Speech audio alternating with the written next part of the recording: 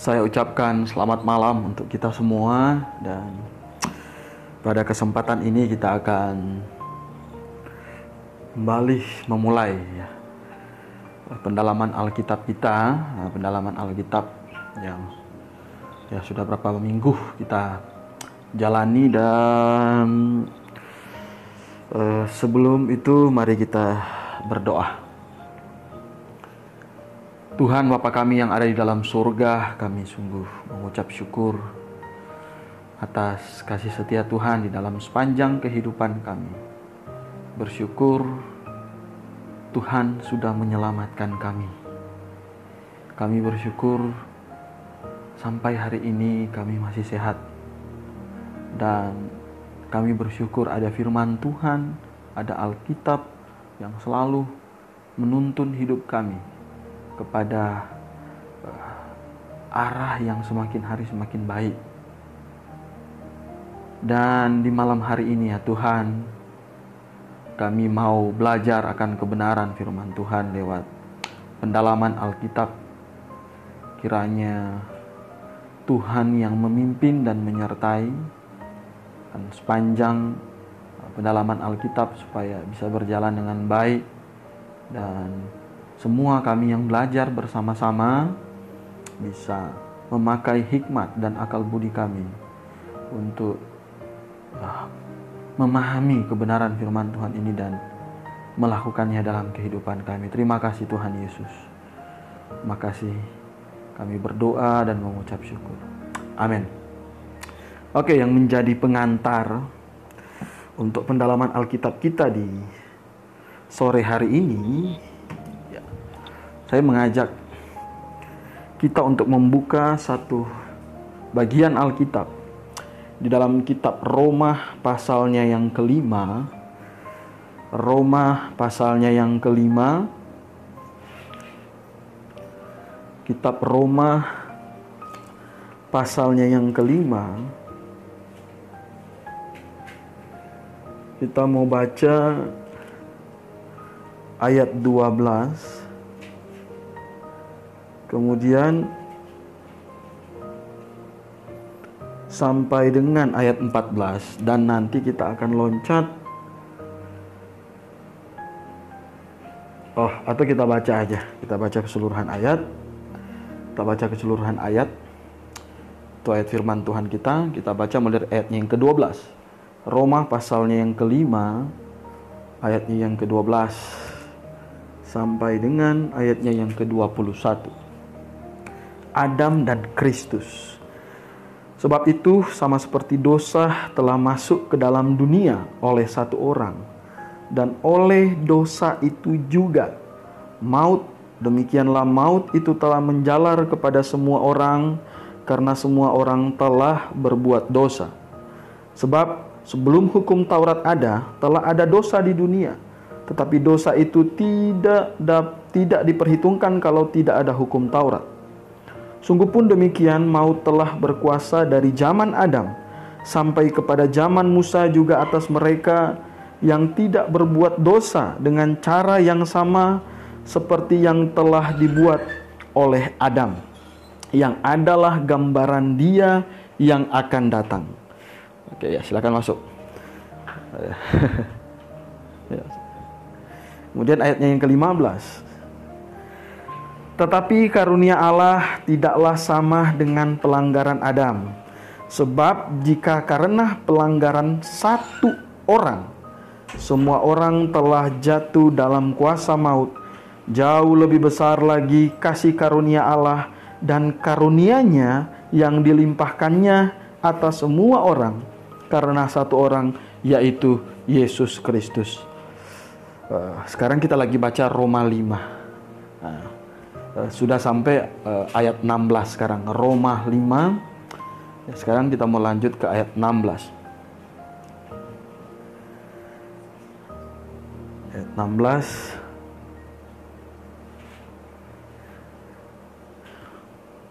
Oke, udah dapat? Saya lanjut ya, dari ayat 16. Dan kasih karunia tidak berimbangan dengan dosa satu orang, sebab penghakiman atas satu pelanggaran itu telah mengakibatkan penghukuman. Tetapi penganugerahan karunia atas banyak pelanggaran itu mengakibatkan pembenaran. Sebab jika oleh dosa satu orang maut telah berkuasa oleh satu orang itu, maka lebih benar lagi mereka yang telah menerima kelimpahan kasih karunia dan anugerah kebenaran akan hidup dan berkuasa oleh karena satu orang itu, yaitu Yesus Kristus. Sebab itu sama seperti oleh satu pelanggaran semua orang beroleh penghukuman, demikian pula oleh satu perbuatan kebenaran semua orang beroleh pembenaran untuk hidup. Jadi sama seperti oleh ketidaktaatan satu orang semua orang telah menjadi berdosa, demikian pula oleh ketaatan satu orang semua orang menjadi benar. Jadi kita baca sampai ayat 19 saja. Nah, ini ayat firman Tuhan yang sangat jelas mengajarkan kepada kita tentang doktrin keselamatan. Jadi doktrin ini yang sudah kita bahas beberapa minggu ini, dan katanya kalau kita perhatikan di dalam ayatnya yang ke-12, sebab sama seperti dosa telah masuk ke dalam dunia oleh satu orang, dan oleh dosa itu juga maut. Nah, demikianlah maut itu telah menjalar kepada semua orang. Kemudian kalau kita perhatikan di dalam ayatnya yang ke-18, sebab itu sama seperti oleh satu pelanggaran semua orang beroleh penghukuman. Jadi kemarin kita sudah bahas tentang konsep keselamatan di dalam Alkitab itu sangat jelas, sehingga membawa kita sampai kepada poin bahwa memang di Alkitab memberikan jaminan kepastian atas keselamatan manusia berdosa. Apa yang kita baca tadi ya, kita tahu bersama bahwa kan manusia jatuh ke dalam dosa. Adam dan Hawa jatuh ke dalam dosa. Itu akibat ketidaktaatan dia. Ya kan? Karena ketidaktaatan Adam dan Hawa, akhirnya mereka berdosa.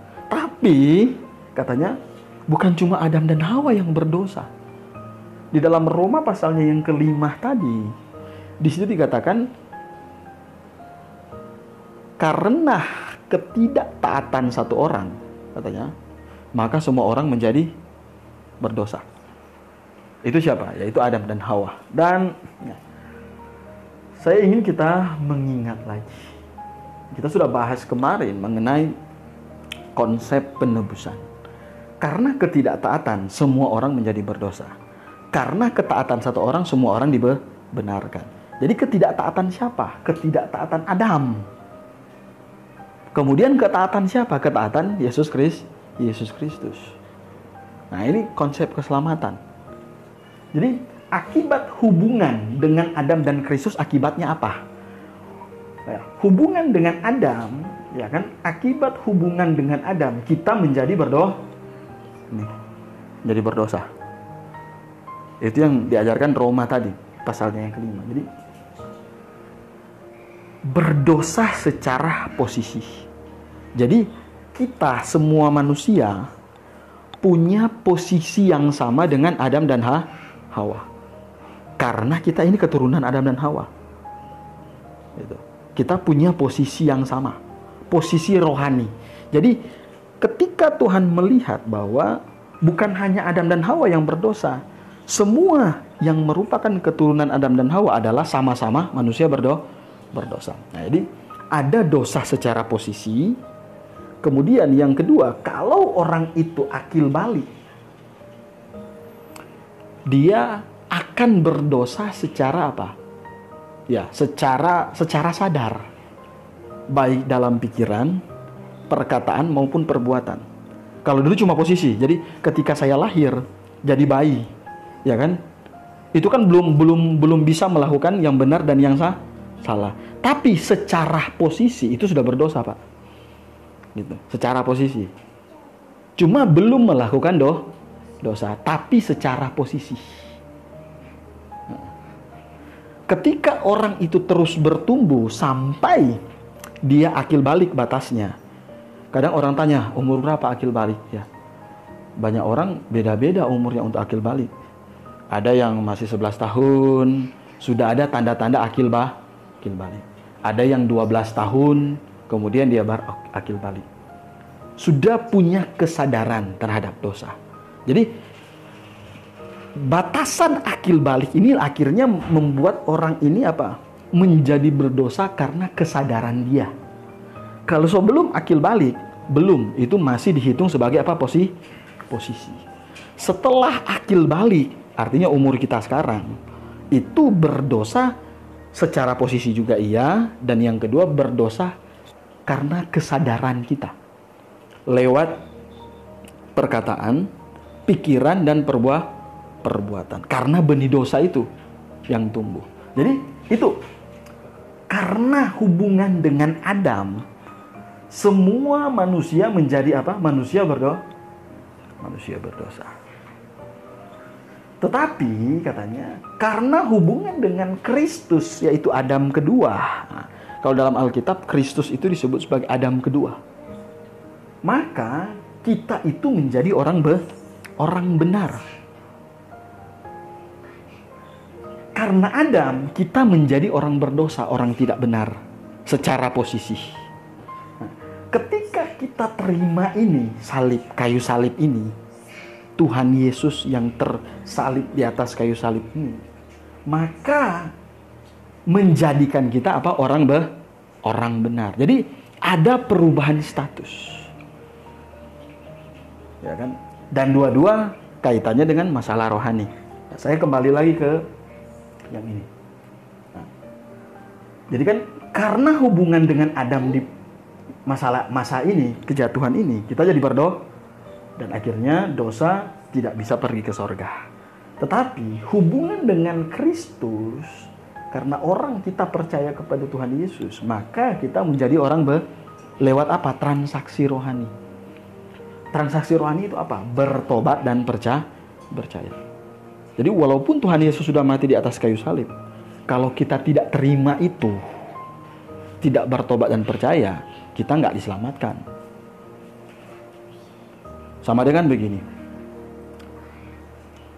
Ya, Tuhan kasih kita hadiah. Hadiah yang besar. Hadiah yang megah. Hadiah yang sangat berharga. Tetapi kalau kita tidak pernah terima hadiah itu, jadi milik kita nggak hadiah itu? Tidak jadi milik kita. Sama dengan ini. Tentang posisi orang benar ini. Jadi Tuhan Yesus sudah kasih itu. Lewat pengorbanan di atas kayu salib.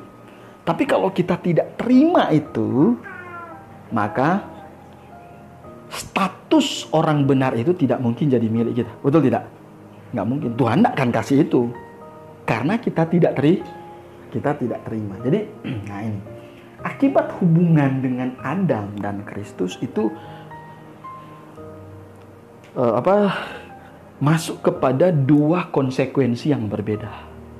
Kalau Adam menjadikan kita berdosa, kemudian dengan Kristus menjadikan kita orang benar. Tadi, dan bagi orang yang sudah akil balik harus bertobat dan percaya.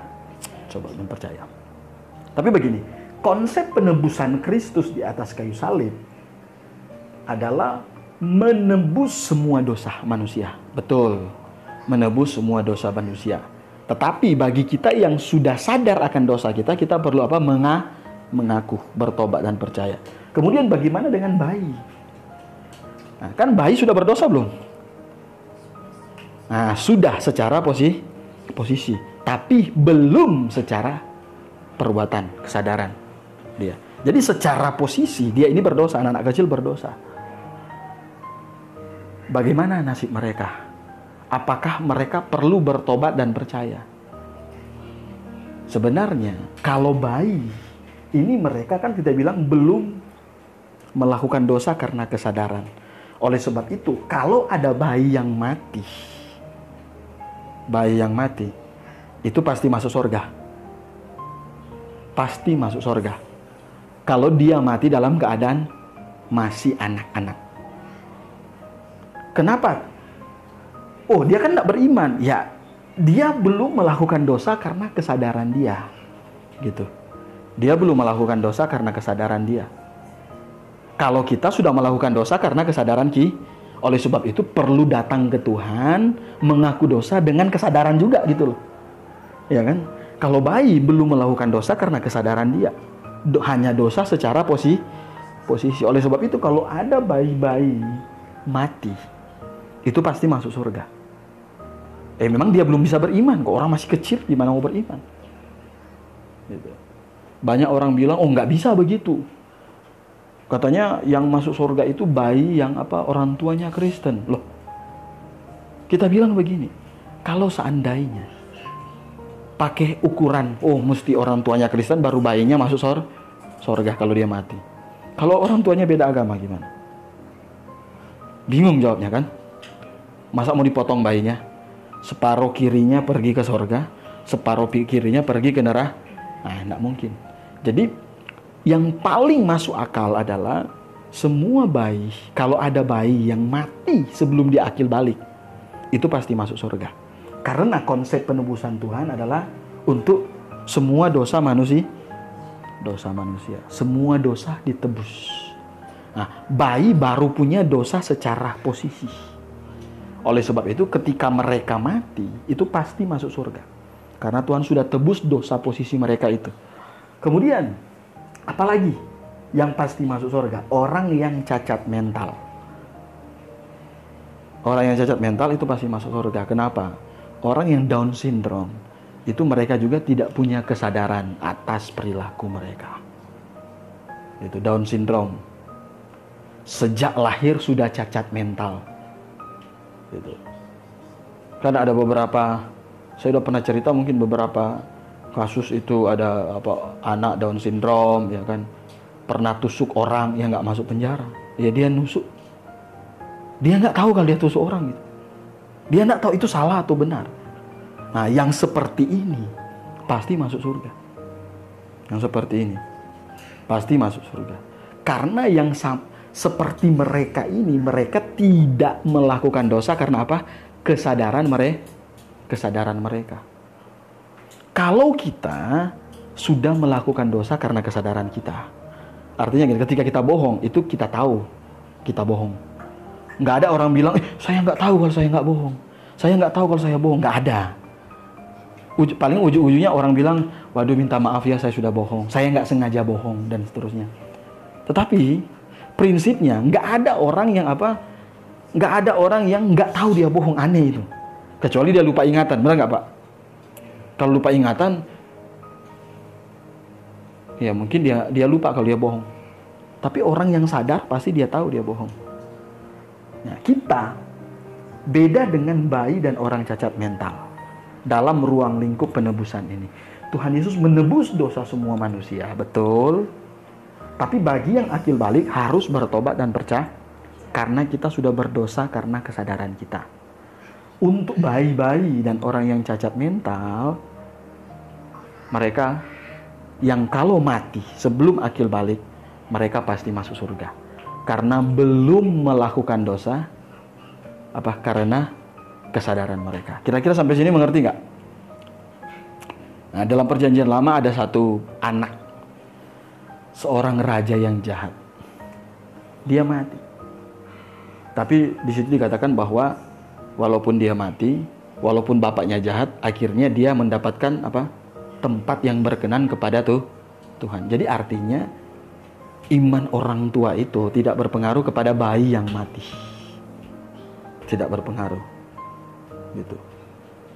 Jadi, nah ini mesti kita ketahui supaya juga kita bisa jawab ke orang, karena banyak orang Kristen masih bingung, bayi mau kemana kalau mati? Bayi siapapun itu kalau mati pasti masuk surga karena Tuhan Yesus sudah tebus dosanya. Dosa posisi dia, karena dia belum melakukan dosa secara sadar. Nah, itu. Kemudian sampai di sini gimana? Bisa mengerti? Terus lalu? Ya, nggak apa-apa. Bagaimana dengan bayi orang pelang gitu, perjanjian lama gitu? Sama mereka. Ya. Tapi kan Tuhan belum ini gitu. Ya, gini, penebusan. Ya, kan memang Tuhan Yesus belum mati perjanjian lama. Kan sama seperti orang perjanjian lama misalnya ini. Orang perjanjian lama bertobat dan percaya kepada juru selamat yang akan Ya mereka belum ketemu Tuhan Yesus. Benar. Heeh. Bagaimana dengan bayi kan, kalau orang perjanjian lama kan mesti istilahnya- Potong domba. Iya. Kan Sedangkan bayi belum. domba korban itu nak menyelamatkan. Domba korban ini hanya apa? Simbol, melambangkan, bukan menyelamatkan, tetapi hanya melambangkan. Gitu loh.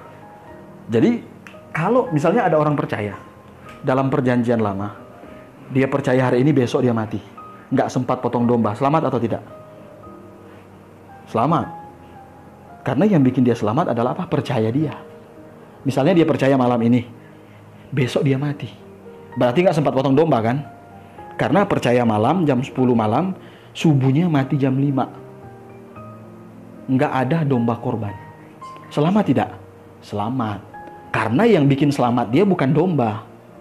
Yang bikin selamat dia adalah apa? Iman dia kepada juru selamat yang akan Itu ya orang yang udah balik akhir balik gitu ya. ya akil balik. Ya. Terus kalau misalnya bayi kan istilahnya kan bayi dalam PM misalnya kan kita misalnya anak Adam sama Ya. Hawa gitu Misalnya mati. muka bayi gitu. Ya pasti selamat.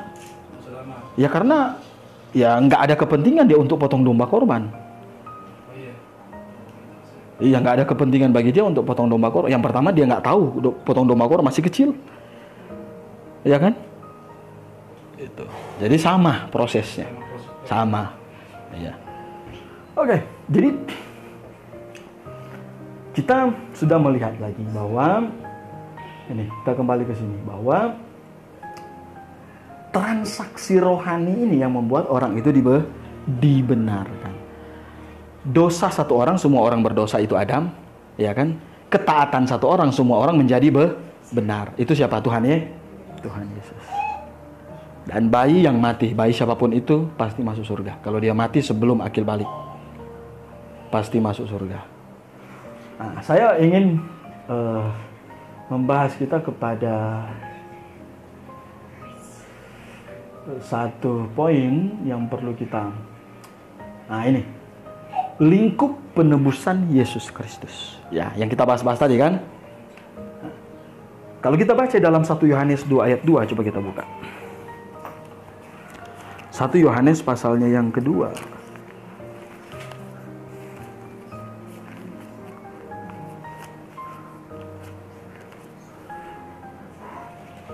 Ayat 2. Iya, 1 Yohanes 2 ayatnya yang kedua. Sudah dapat semua? Oke. Dan ia adalah pendamaian untuk segala dosa kita, dan bukan untuk dosa kita saja katanya. Tetapi apa katanya? Juga untuk dosa seluruh dunia. Itu ruang lingkup penebusan. Jadi semua dosa manusia, dosa dulu, dosa sekarang, dan dosa yang akan datang, itu semua sudah ditebus oleh Tuhan Yesus di atas kayu salib. Gitu. Jadi yang pertama, Tuhan menebus dosa seisi dunia, semua manusia. Itu jelas. Kita berkata bahwa bayi yang meninggal pasti masuk surga. Ini kesimpulan kecilnya. Karena apa? Dosa mereka sudah tertebus secara otomatis. Yang sakit jiwa juga, sakit mental juga, apa, sejak kecil kalau mati pasti akan masuk surga. Nah, yang bertumbuh dewasa dan sudah melakukan dosa secara sadar, ya kan? Mereka harus apa? Bertobat dengan segenap hati dan harus percaya dengan segenap hati. Kalau bayi pasti masuk surga. Kalau orang yang sakit mental, kemudian Down syndrome dan seterusnya, secara otomatis masuk surga. Karena dosa mereka sudah tertebus. Karena mereka hanya punya dosa secara posisi itu. Itu tertebus secara otomatis. Kita yang sudah akil balik, bertumbuh dewasa, kita punya dosa posisi sekaligus dosa karena sadar. Dan itu harus bertanggung jawab. Oleh sebab itu, orang itu harus apa? Bertobat dan percaya dengan segenap hati. Coba kita buka Roma 10 ayatnya yang ke-9 dan 10.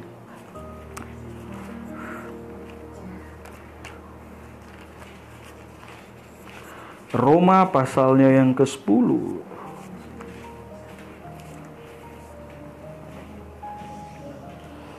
Ayat 9 dan ayatnya yang ke-10. Nah, minta kesediaan Pak Ines baca. Roma 10 ayat 9 dan 10. Sebab jika kamu mengaku dengan mulutmu bahwa Yesus adalah Tuhan dan percaya dalam hatimu bahwa Allah telah membangkitkan Dia dari antara orang mati, maka kamu akan diselamatkan. Iya. Karena dengan hati orang percaya dan dibenarkan, dan dengan mulut orang mengaku dan diselamatkan. Ya, jadi kita harus bertobat dan percaya dengan segenap hati. Ya, saya kemarin di grup ada yang bahas tentang bertobat dan percaya. Apa lebih dulu, bertobat dulu atau percaya lebih dulu? Ada yang bilang harus bertobat dulu baru percaya. Kalau orang nggak bertobat nggak mungkin percaya. Atau katanya harus percaya dulu baru bertobat. Nggak mungkin dia bertobat kalau nggak percaya. Ya. Kita bilang bahwa iman yang benar itu harus, pertobatan dan percaya itu harus dilakukan secara bersama-sama. Kita tidak bisa bertobat, kita bisa hari ini percaya kemudian bertobat 2 bulan depan, nggak mungkin. Itu imannya salah. Iman yang benar adalah apa? Pertobatan kemudian sekaligus dengan apa? Percaya. Itu dikerjakan dalam satu titik. Nah, lain cerita ketika dia mau bangun karakter yang kudus, beda. Tetapi dia mau mengaku bahwa dia manusia berdosa dan dia mau hidup untuk Tuhan, berjanji hidup untuk Tuhan. Itu dilakukan pada saat dia percaya. Jadi ini 2 hal yang tidak bisa dipisahkan. Ini iman yang benar. Kalau ada orang bilang, oh saya percaya Yesus hari ini, tapi nanti bertobat tahun depan. Nggak bisa. Itu jelas salah. Iman yang benar ini adalah bertobat dan percaya pada saat yang sama. Itu. Kan kita udah bilang tadi bertobat itu apa? Mengaku diri manusia berdosa. Menyesal dosa-dosa yang ada dan berjanji hidup untuk Tuhan. Itu bertobat. Kalau orang cuma percaya tahun ini, nanti dia bilang 2 tahun depan baru bertobat, ya itu mah Abu Nawas. Ya itu nggak mungkin. Itu pasti imannya salah. Dan ada orang menghubungkan, oh kan banyak orang Kristen yang kelihatannya masih hidup dalam dosa, ya berarti belum bertobat. Itu. Masih jatuh dalam masih hidup dalam dosa, bukan jatuh dalam dosa. Nah, itu kita mesti. Jadi kalau ada orang tanya ke kita, jadi mana duluan? Ya kita bilang ya bersamaan. Itu iman yang benar, nggak bisa dipisah. Nggak bisa dipisah. Gitu. Jadi jelas. Kemudian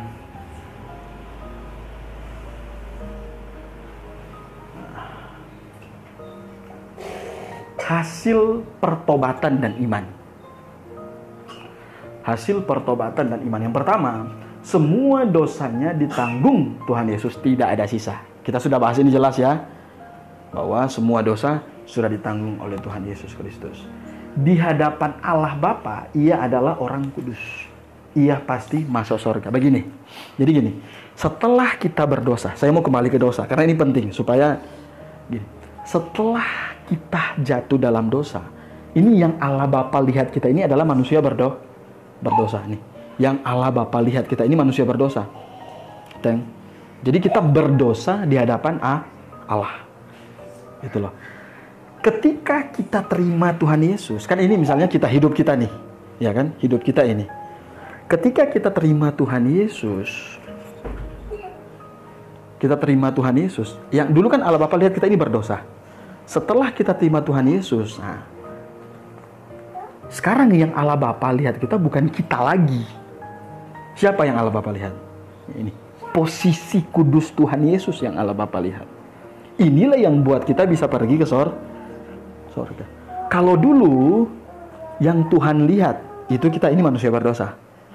Setelah kita terima Tuhan Yesus berarti kita mau hidup untuk Tuhan, benar kan? Menggantikan Kristus. Maka posisi kudus Kristus diberikan kepada kita. Yang Allah Bapa lihat ke kita sekarang adalah orang kudus. Ya, ini yang buat kita mati pasti masuk surga. Karena yang kudus itu adalah posisi kita ini yang diberikan sama Tuhan. Tuhan Yesus kasih posisi kudusnya kepada manusia berdosa. Jadi yang Allah Bapa lihat sekarang bukan hidup kita lagi harusnya, tetapi hidup yang menggantikan Tuhan Yesus. Nah, ini jaminan untuk masuk surga. Kudus secara posisi, bukan kudus bukan karena perbuatan, bukan. Kalau perbuatan nggak bisa, ada orang bisa pergi ke surga. Siapa yang bisa sempurna seperti Tuhan untuk bisa secara perbuatan bisa pergi ke surga? Nggak bisa. Jadi posisi kudus ini diberikan. Dan posisi dosa kita itu ditanggung oleh Tuhan Yesus. Jadi di hadapan Allah Bapa, Ia adalah orang kudus, kita adalah orang kudus, dan kita pasti masuk surga. Semua perbuatan kita akan diadili Tuhan Yesus. Jadi nanti orang percaya akan menghadap namanya Bema Kristus. Bukan diadili untuk masuk surga atau masuk neraka lagi, bukan. Tetapi untuk apa? Dapat upah. Masuk surga kan udah pasti. Ya kan? Masuk surga udah pasti. Nah, Bema Kristus itu diadili oleh Tuhan Yesus bukan untuk masuk surga dan masuk neraka lagi. Tetapi untuk dapat upah. Itu namanya Bema Kristus. Nah, kita bisa lihat di dalam Korintus.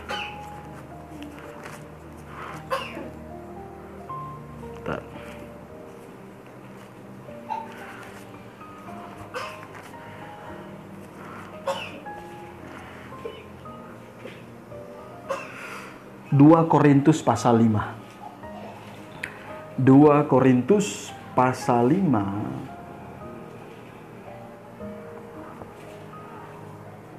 ayatnya yang ke-10. 2 Korintus pasal 5 ayatnya yang ke-10.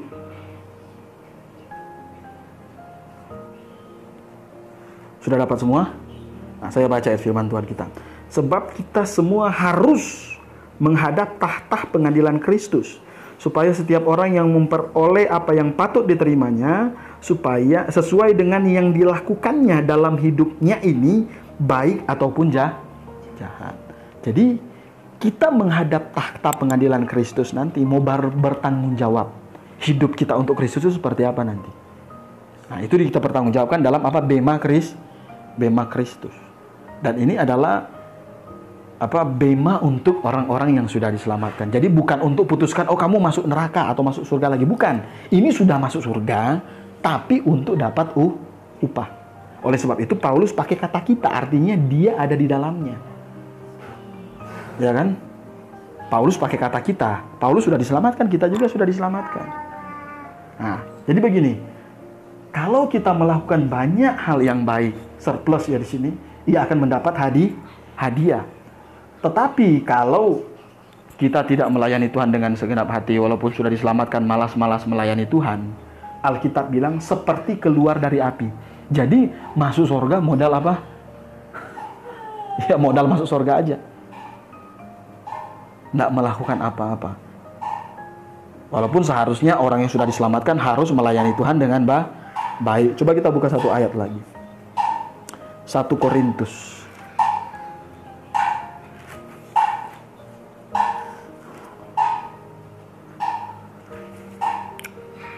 pasal 3.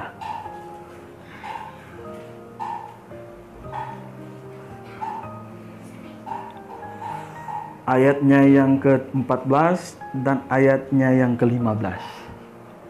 1 Korintus pasalnya yang ketiga, ayat 14 dan ayatnya yang ke-15. Sudah dapat? Saya baca. Jika pekerjaan yang dibangun seseorang tahan uji, dia akan mendapat apa katanya? Upah. Nah, ayat 15. Jika pekerjaannya terbakar, ya kan, ia akan menderita kerugian, tetapi ia sendiri akan apa? Diselamatkan, tetapi seperti keluar dari dalam diselamatkan. tapi modal selamat. Tentu kita orang yang sudah diselamatkan rindu juga dapat upah. Betul tidak? Rindu dapat upah. Itu supaya tidak seperti keluar dari dalam api, cuma pakai baju doang, nggak dapat apa-apa. Dan itu penting. Nanti ya banyak hal kita mau bahas itu tentang apa yang harus kita lakukan sebagai orang percaya dan seterusnya. Dan yang kelima, ia paham bahwa Yesus menggantikannya di salib dan ia menggantikan Yesus hidup. Yaitulah hidup pertobatan. Bertobat dari bahasa Yunani metanoia, perubahan. Perubahan yang terjadi itu bukan hanya kulitnya saja, tetapi perubahan itu terjadi dari dalam. Rohani dia yang membawa dia kepada perubahan hidup yang luar biasa. Nah, itu pertobatan. Gitu. Sampai di sini kira-kira bisa mengerti? Oke. Hasil pertobatan dan iman masih tadi berkaitan. Yang pertama, orang Kristen lahir baru telah memiliki apa? Posisi dan hati yang Jadi punya posisi dan hati yang kudus. Itu yang sudah kita bilang tadi. Itu diberikan oleh Tuhan. Ya kan? Tetapi diperintahkan untuk membangun karakter yang Jadi posisi dan hati sudah kudus. Karakter ini belum kudus, mesti dibangun. Karena karakter itu kaitannya dengan perbuatan. Kalau posisi dan hati itu kaitannya masalah hati ini dalam kerohanian kita. Karakter itu kaitannya dengan perilaku, tingkah laku kita. Seorang harus bangun karakter yang kudus. Pembangunan karakter yang kudus ini adalah bukti di mana orang ini bertobat sebenarnya. Ada perubahan dari hari ke hari. Galatia pasalnya yang kedua, ayatnya yang ke-20. Nah, di situ firman Tuhan mengajarkan bahwa namun aku hidup bukan lagi aku sendiri, melainkan Kristus yang hidup di dalam aku. Nah, itu membangun karakter yang kudus. Bahwa hidup kita sekarang bukanlah lagi milik kita, tetapi milik siapa Tuhan. Kemudian Roma 12, coba kita lihat Roma pasal 12. Roma pasalnya yang ke-12.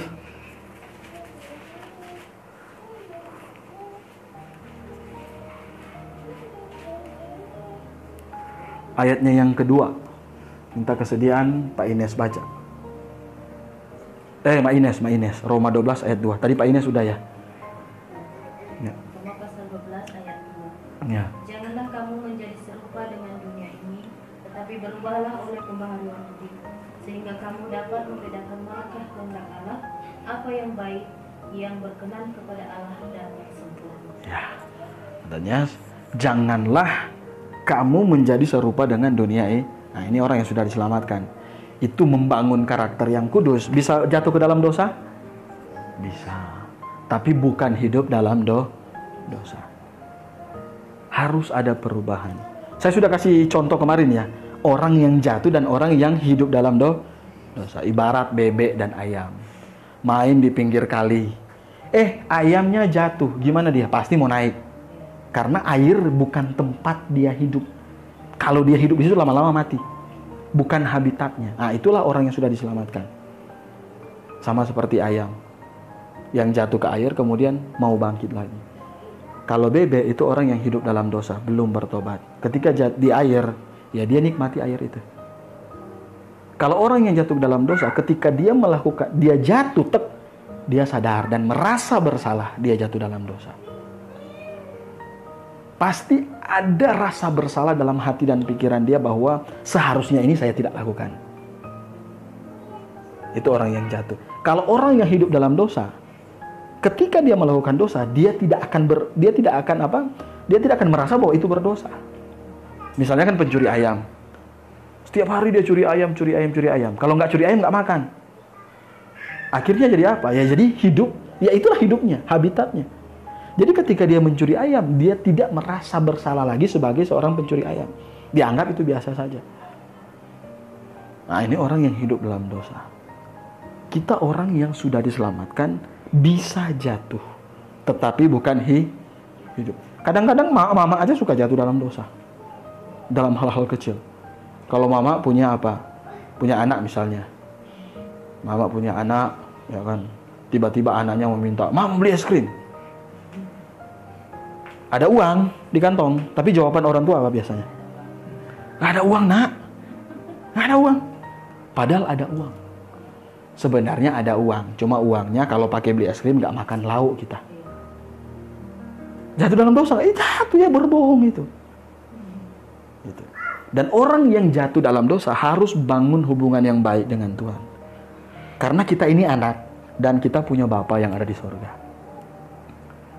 Ya, untuk menjaga hubungan yang baik ini ya, ketika kita jatuh dalam dosa kita harus apa? Datang kepada Bapa kita. Rasa bersalah, saya sudah jatuh dalam dosa, sudah membuat hati orang tua kita ini sakit. Bapak kita ini. Saya kasih contoh, misalnya saya punya orang tua. Saya nakal, misalnya saya nakal. Curi mangga orang. Ya kan, curi mangga orang, ditangkap, ketahuan. Habis curi mangga. Bapak saya dengar saya udah curi mangga.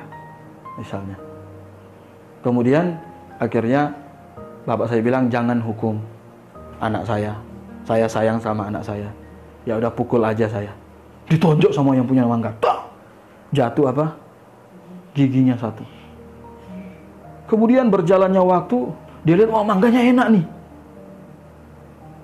Kalau dia lihat gigi bapak, dia ingat gigi bapaknya udah nggak ada, dia masih mau curi mangga atau nggak? Harusnya nggak lagi. Betul tidak? Harusnya nggak lagi. Gara-gara mangga ini gigi bapak saya itu rontok satu gitu. Harusnya tidaklah, tidak lagi. Tapi kita harus apa? Hidup menyenangkan hati Tuhan. Itulah orang yang membangun karakter yang semakin hari semakin baik. Bukan perbuatan itu yang menyelamatkan, sudah selamat, tetapi perbuatan ini apa? Menggambarkan bahwa kita adalah orang yang sudah diselamatkan. Iman tanpa perbuatan hakikatnya mati. Artinya apa? Perbuatan kita ini menggambarkan iman kita. Kalau saya bilang iman saya benar, berarti harus tercermin dari perbuatan kita. Amin. Jadi orang Kristen lahir baru punya hati dan posisi kudus. Tetapi karakter itu harus dibangun. Kalau mau baca tentang pembangunan karakter yang kudus, manusia baru itu seperti apa? Baca kitab Efesus. Efesus pasal 4, pasal 6 bicara tentang itu. Bahwa seorang harus bangun karakter yang kudus. Sampai di mana Tuhan izinkan dia hidup atau Tuhan datang kedua kali. Kalau mau tanya sampai kapan? Ya sampai Tuhan izinkan kita hidup di dunia ini. Harus melakukan itu. Membangun karakter yang kudus. Hati dan posisi yang kudus untuk kepastian apa? Masuk surga. Karakter yang kudus untuk apa? Supaya hidup kita bercahaya dan sebagai kesaksian kita. Tuhan Yesus pernah mengajar murid-murid dan dia berkata bahwa kamu adalah terang dunia. Ya katanya, terang yang terletak di atas gunung. Kalau orang lihat terang, akan memancar cahayanya. Jadi kita ini terang. Terang ini sesuatu yang dominan. Dominan yang membawa orang kepada apa? Petunjuk-petunjuk yang menyenangkan hati Tuhan. Dan ketika orang lihat kita ini terang, maka yang gelap itu mau datang ke terang. Gitu. Ada nggak orang yang suka hidup di gelap? Misalnya mati lampu, ada yang senang mati lampu? Coba aja hidup mati lampu.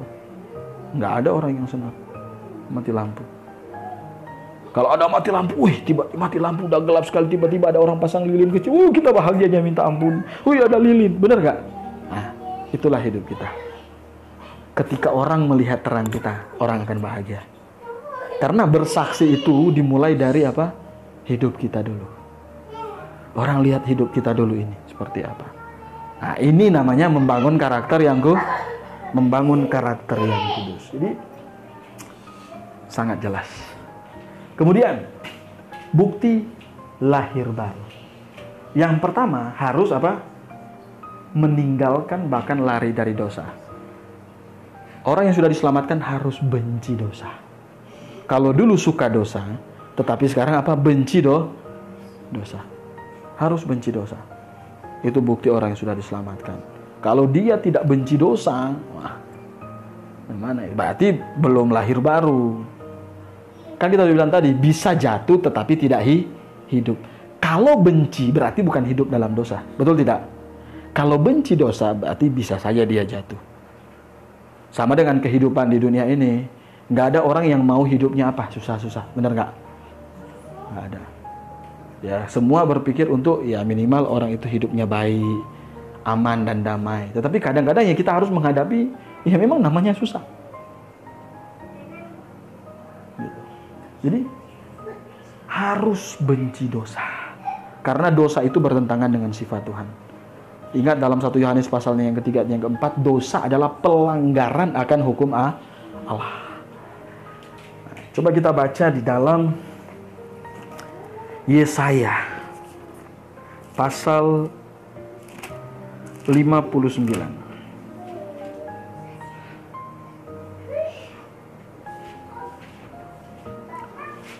Ayat 2.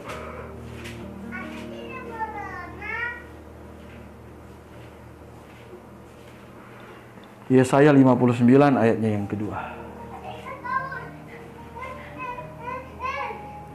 Tetapi yang merupakan pemisah antara kamu dan Allahmu ialah segala apa katanya? Kejahatanmu.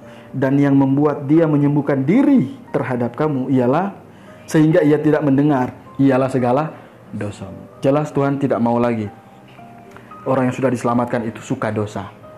Kita harus benci dosa. Kita harus benci dosa. Kemudian yang kedua, orang yang sudah diselamatkan harus mengucap syukur. Mengucap syukur dan berterima kasih baik kepada Tuhan maupun kepada orang-orang yang apa? Sudah memberitakan Injil kepada kita. Ada ucapan syukur karena kita sudah diselamatkan. Kenapa mengucap syukur?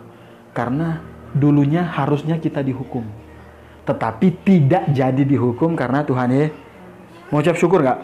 Mengucap syukur. Misalnya gini, saya naik motor, lari kencang, kecelakaan. Jatuh di got.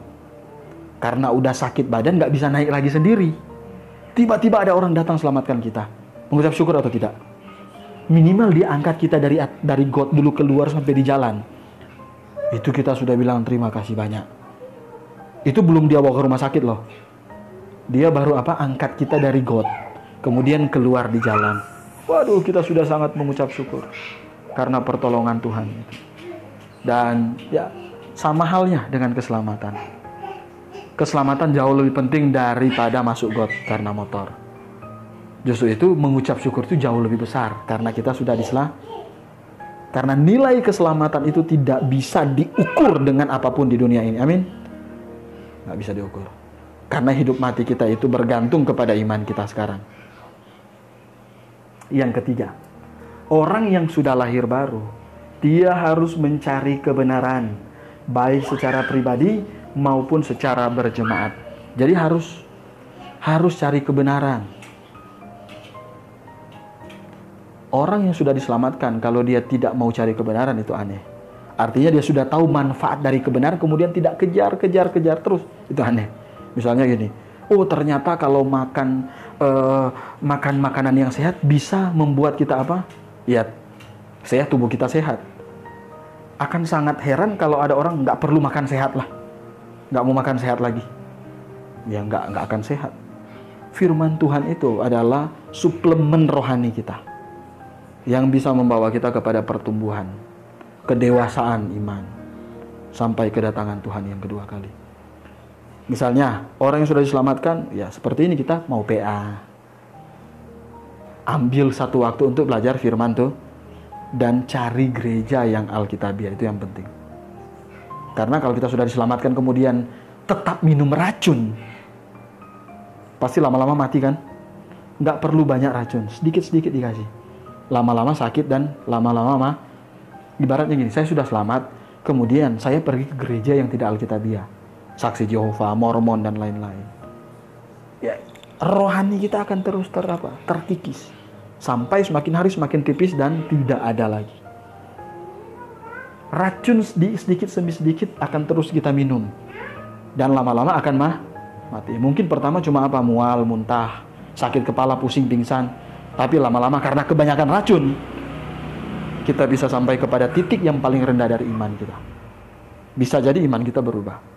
Tetapi kalau kita datang ke gereja yang pengajarannya Alkitabiah, mengajarkan doktrin setepat-tepatnya dengan Alkitab, kerohanian kita akan semakin hari semakin bertumbuh. Betul, tubuh kita akan semenua, tetapi kerohanian kita tetap mudah sampai Tuhan datang menjemput kita. Jadi harus cari pengajaran yang Alkitabiah. Dan yang keempat adalah rindu menyelamatkan orang lain. Mau orang lain kenal kebenaran. Kalau kita tahu bahwa ternyata hidup benar itu tidak baik, kita sadar bahwa ternyata kalau manusia berdosa bisa pergi ke neraka, masa sih kita nggak ingat orang yang kita sayang? Betul tidak? Aduh, keluarga kita ini masih banyak yang dalam iman yang salah. Mesti tolong mereka, mesti angkat mereka, mesti bawa mereka ke dalam kebenaran. Nggak usah jauh-jauh dulu, keluarga kita. Berapa banyak keluarga kita yang belum diselamatkan? Berapa banyak orang yang kita kasih yang belum kenal kebenaran? Sekarang jadi tanggung jawab siapa? Jadi tanggung jawab yang lahir baru. Supaya mereka juga bisa diselamatkan. Jadi hidup di dalam Tuhan indah tapi punya tanggung jawab. Orang yang sudah diselamatkan harus bertanggung jawab dengan baik atas keselamatan dia. Inilah yang membuktikan bahwa dia sudah diselamatkan. Kalau tidak, ya bagaimana? Kita harus menyelamatkan orang. Lewat apa ya? Jadi perbuatan kita dulu. Kemudian kalau pengetahuan Alkitab kita semakin banyak, maka kita sudah mulai bisa apa? Berargumentasi. Menyatakan dengan apa? Kalimat-kalimat. Dengan pembicaraan-pembicaraan. Saya mengasihi engkau. Dan saya ingin memberikan hal yang paling berharga di dunia ini, yaitu kepastian keselamatan. Maukah engkau terima keselamatan itu? Saudara yang kasih dalam Tuhan kita Yesus Kristus. Jadi kita sudah dapat kebenaran dari Tuhan. Hidup kita sudah dibenarkan. Maka kita punya tanggung jawab untuk memberitakan kebenaran itu kepada orang lain. Hidup menggantikan Tuhan Yesus Kristus di dunia ini adalah hidup yang menggambarkan orang yang beriman. Amin. Amin. Oke, ada pertanyaan? Nanti kita mau tanya jawab, kalau mau tanya-tanya setelah ini.